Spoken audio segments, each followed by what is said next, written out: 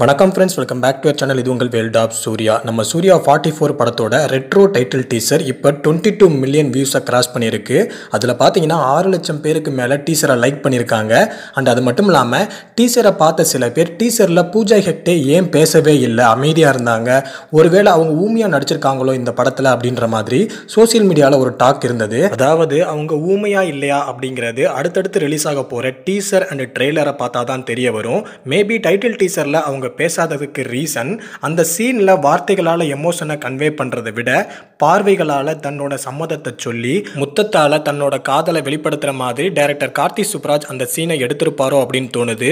Maybe அந்த சீனுக்கு அது சூட்டபிளா இருந்திருக்கும். ஸோ அதுக்குள்ளேயே படத்தில் இப்படி தான் நடக்க போகுது, இவங்க ஊமையாக நடிக்க போகிறாங்க அப்படின்னு நீங்களா ஒரு கதையை கிரியேட் பண்ணாமல் படத்தோட டைட்டில் டீசர் பார்த்து என்ஜாய் பண்ணுங்கள். ஒரிஜினல் டீசர் அந்த ட்ரெய்லர் வரும்போது அதை பார்த்துட்டு நம்ம டீட்டெயில்டாக கதை எப்படி இருக்கும் அப்படின்றத பற்றி பேசலாம். ஸோ அதுக்குள்ளேயுமே ஒரு கட்டுக்கதை கட்டாதீங்க.